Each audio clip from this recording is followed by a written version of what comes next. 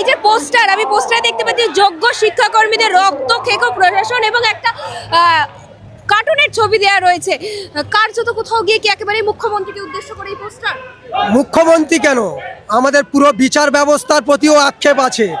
কারণ প্রথম থেকে আমি যদি বলি ম্যাডাম, সুপ্রিম কোর্টের যিনি বিচারপতি মাননীয় সঞ্জয় কুমার রায়, অ্যাকচুয়ালি ওনার ইগোর জন্যে আমাদের আজ ফুটপাতে বসতে হয়েছে। আমরা তো স্বাধীন দেশের নাগরিক, আমরা বলি মেরা ভারত মহান। আমরা তো এখন বলবো তো ইংরেজ শাসনের থেকে ভয়ঙ্কর। আমাদের মুখে কোনো দিন এই কথা উচ্চারণ হবে না যে মেরা ভারত মহান। কেন বলছি শুনুন, 2016 প্যানেল 1 গ্রুপ সিডি প্যানেল 1 রায় দুরকম কি করে হতে পারে? এক্ষেত্রে সুপ্রিম কোর্টের বিচারকরা দ্বিচারিতা করেছে। আমরা নিচু তলার কর্মচারী, তাই আমাদের প্রতি এই করলো। এত ঘুষের মধ্যেও আমাদের চাকরিটা আমরা পেয়েছিলাম, কারণ আপনি ভাবুন আমরা যোগ্যদের থেকেও যোগ্যতম সেই চাকরি আমরা আজকের পথে খোয়াচ্ছি। আমাদের যোগ্যতার কি দাম দিল? আর সব থেকে বড় কথা, সুপ্রিম কোর্ট দেশের বিচার ব্যবস্থা কি করলো? নিরপরাধকে শাস্তি দিয়েছে। আমরা নিরপরাধ হয়ে শাস্তি পাচ্ছি, এটাই আমাদের কাছে আমাদের মেন উদ্দেশ্য। আমরা নিরপরাধ হয়ে কেন শাস্তি পাবো? আর এই মাননীয় মুখ্যমন্ত্রী আজ যারা আছে বিরোধী আইনজীবী, তারা পুরো প্যানেল বাতিলের পক্ষে সফল ছিলেন। কোনোদিন আজও পর্যন্ত বলেছে যে যোগ্যরা নিজের জায়গা ফিরে পাক? আজকে যদি মাননীয় ইন্টারভিউর মাধ্যমে আমাদেরকে রিক্রুট দিয়ে দেয়, কোনো বিরোধী মাননীয়কে কিছু বলবে না? বিরোধীরা আইনজীবী কিছু বলবে না? সুপ্রিম কোর্ট কিছু বলবে? একটা রাজ্যের হাতে প্রভূত ক্ষমতা আছে, মাননীয় নেচে বেড়াচ্ছেন আমাদের জ্যান্ত চিতাই তুলে দিয়ে। এটাই তো অ্যাপ্রুভ। আর বলি আপনাকে মোটের উপরে সব থেকে এখানে অবাক লাগে এই যে মাননীয় অযোগ্যদের হয়ে কথা বলছেন, তাদের গ্রুপ সিটিতে চাকরি দেবে, আর আমরা যারা যোগ্য আমাদের হয়ে কোনো কিছু নেই। তাদের শিক্ষক দিবসের দিন এই অ্যানাউন্সমেন্ট করেছে, বলছে বেচারা অযোগ্য। হ্যাঁ, ওদের তো মনের মনি কোথায়, হৃদয়ের অন্তরালে ওদের জন্য আলাদা একটা মনের মনি কোথায়, ওদের জন্য আলাদা একটা জায়গা রেখেছে। আমাদের সেটা নেই, আমাদের প্রতি ওনার কোনো ফিলিংস নেই, কোনো কিচ্ছু নেই। আর যদি সত্যিই ফিলিংস থাকতো, আগের দিনে আপনি শুনুন না, ম্যানেজিং কমিটি স্কুলের গ্রুপ সিটি রিক্রুট করতো, একটা ম্যানেজিং কমিটি রিক্রুট করতো। মাননীয় কেন পারেন না এই যোগ্যদের ইন্টারভিউর মাধ্যমে ওদের পূর্বের জায়গায় ফেরত দিতে? এখানে তো ড্রামাবাজি চলছে। আমরা হচ্ছি রাজনৈতিক শিকার, বিভিন্ন দল বিভিন্ন সব দিক থেকে, দেশের বিচার ব্যবস্থা থেকে সব দিক থেকেই আমরা মানে কি বলবো, বলির পাঁঠা হয়ে গেছি। ওই যে বলে না, ত্রিশূলের উপর পিঠ রেখে আর গালে জল দেওয়া, সেই অবস্থায় আমাদের রেখেছে। এই তো বিচার। মুখ্যমন্ত্রী বলছে আমি তো চাকরি দিতে চাইছি, কেউ একটা গিয়ে কোর্টে মামলা করে দিচ্ছে।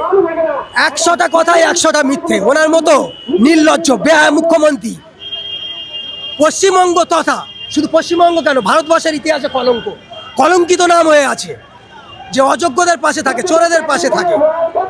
আজকে আমরা কি অপরাধ করেছি? আমাদের 7 মাস বেতন নেই, তার উপর পড়াশুনো, আমরা খাবো কি, পড়বো কি? তারপরে কম্বাইন্ডের সিলেবাসের কোনো শেষ আছে? টিচাররা নিজের সাবজেক্টে পরীক্ষা দিল, 5 লাখ পরীক্ষা একটা সাবজেক্টে। কম্বাইন্ডের সিলেবাসের কোনো শেষ আছে? সংবিধান থেকে খেলাধুলা থেকে আরম্ভ করে ভাস্ট সিলেবাস। সেখানে আমাদের পেটে ভাত নেই, আমাদের আবার পরীক্ষা নামক হাত পেতেছে, পরীক্ষা নিয়েই পাপ ধুয়ে ফেলবে। মানে কি বলবো, একেবারে নির্লজ্জ বেহায়া এরকম। এইবারে রেজাল্ট বেরোলে যদি আপনাদের নাম না আসে, আপনারা বৃহত্তর আন্দোলনে কি যাবেন?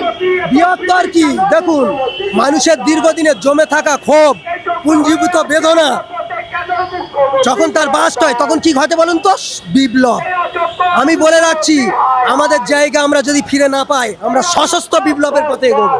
চর্চি চারটে ওদের বিউরোক্রাটরা, ওদের আধিকারিকরা, ওদের মুখে ওদের জিহ্বা মোটা হয়ে গেছে। ওরা সত্যি কথাটা ভুলে গেছে বলতে। ওরা একটা শিক্ষিত লোক, ওরা তাও ওই চর্চি চেটে ওরা যে বাস্তব কথাটা সেটা আজকে বলতে পারছে না। আজকে এমন পরিস্থিতি হয়ে গেছে রাজ্যের। ওনার মতো অযোগ্য মুখ্যমন্ত্রী, ঠিক আছে, কোন রাজ্যের থাকা উচিত নয়। ওনার ইতিমধ্যে পদত্যাগ করা উচিত। উনি তো মানবিক মুখ্যমন্ত্রী। মানবিক মুখ্যমন্ত্রী। 7 মাস ধরে আমরা না খেয়ে রয়েছি, 7 মাস ধরে আমরা মাইনে পাচ্ছি না। উনি অযোগ্যদের হয়ে কথা বলছে, উনি অযোগ্যদের হয়ে কথা বলছে। উনি মানবিক? ওনার মতো অমানবিক মহিলা এই রাজ্যে নেই। আর উনি এতটাই অমানবিক যে উনি অযোগ্য টিচারদের গ্রুপ সিটিতে ঢোকানোর ব্যবস্থা বলছে, অথচ যারা যোগ্য গ্রুপ সিটি 7 মাস ধরে বেতনহীন অবস্থায় রয়েছে, তাদের সংসার পর্যন্ত চলছে না। তার প্রতি তার কোনো দায়বদ্ধতা নেই। উনি অযোগ্যদের হয়ে বলছে, মানে উনি সব থেকে বড় অযোগ্য। সেই অযোগ্যতার কারণে আমরা ওনার পদত্যাগের দাবি করছি। যখন উনি সমাধান করতে পারবেন না, উনি পদ ছেড়ে দিন। উনি অবিলম্বে পথ ছেড়ে দিন। আমাদের সংসারের দায়িত্ব কার? উনি তো মুখ্যমন্ত্রী, যারা বিরোধী তাদেরও মুখ্যমন্ত্রী, যারা যোগ্য তাদেরও মুখ্যমন্ত্রী, যারা অযোগ্য তাদেরও মুখ্যমন্ত্রী। অথচ উনি অযোগ্যদের পাশে দাঁড়াচ্ছে, উনি যোগ্যদের হয়ে কি করছে? আজকে এই রাস্তায় দাঁড়িয়ে আমরা তার জবাব চাইছি। এই জবাব ওনাকে দিতে হবে, না হলে আজকে এসএসসির সামনে থেকে আমরা উঠবো না, এইটুকুই বলার।